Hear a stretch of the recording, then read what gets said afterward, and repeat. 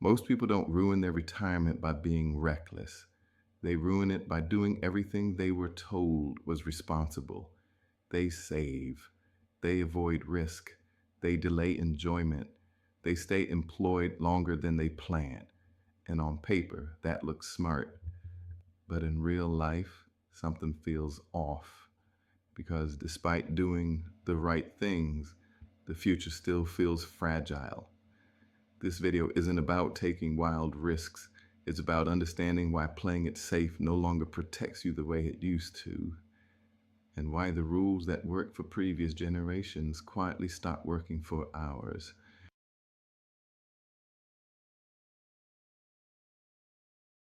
For decades, playing it safe meant something very specific. Stable job, steady raises, pension or 401k, work hard now, relax later.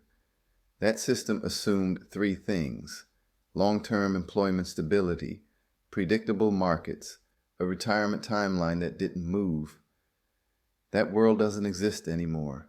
Jobs aren't stable. They're conditional. Markets aren't predictable. They're reactive. And retirement keeps getting pushed further away. Yet most people are still using a strategy designed for a different economy. That's the first quiet problem.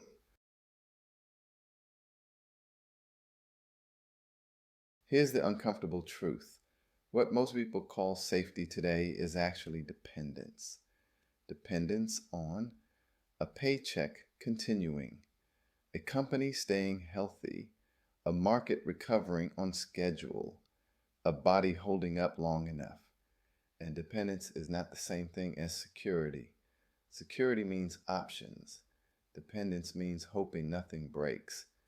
If your entire retirement plan requires you staying healthy, your employer staying solvent, the market cooperating, inflation behaving, that's not safety, that's exposure. It just doesn't feel like risk because it's familiar.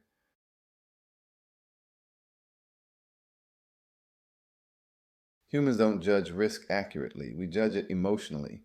We fear what's unfamiliar, what isn't explained clearly, what doesn't come with social approval, and we ignore slow erosion, long-term fragility, systems that decay quietly. A job feels safe because you understand it. A paycheck feels safe because it's predictable. Delaying life feels responsible because everyone else is doing it.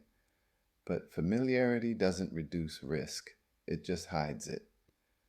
That's why people are shocked when safe plans fail. They never saw the danger because it never announced itself.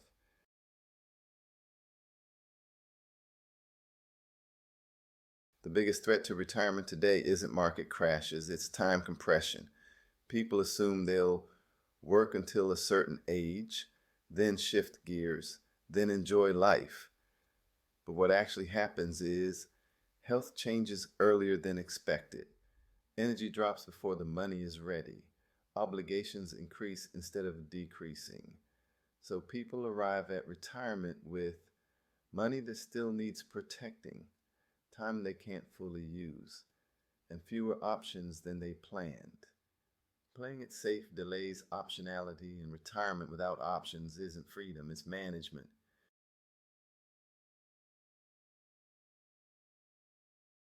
This is where travel matters, not as a luxury, but as a signal. When people cut travel to be responsible, what they're really doing is trading lived experience for theoretical security, deferring joy for a future that isn't guaranteed, reducing life to maintenance mode. But here's the irony: life doesn't get cheaper later. Energy doesn't increase later. Time doesn't become more flexible later. Delaying life feels prudent until you realize you've optimized everything except living. That cost never shows up on a spreadsheet, but it's one of the biggest retirement regrets people report.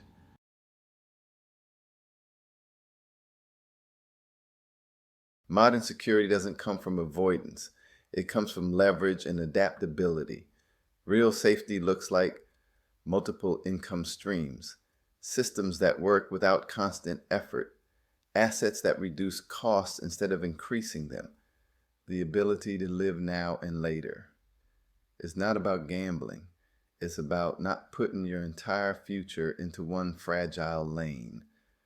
The safest people today aren't the most conservative. They're the most flexible.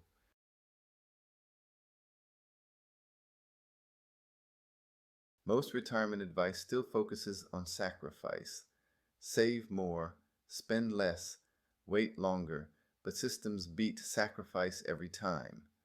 A good system lowers friction, creates leverage, improves life while you're building it.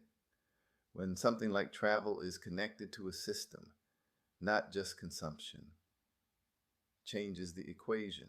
Same trips, same spending, different outcome. That's the part most people never get shown.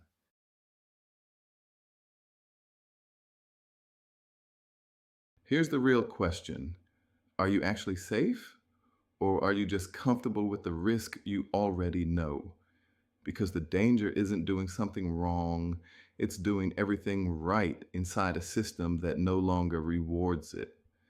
Playing it safe feels responsible, but responsibility without adaptability is fragile. And retirement shouldn't be fragile, it should be flexible. If this made you think, good. That's where better decisions start.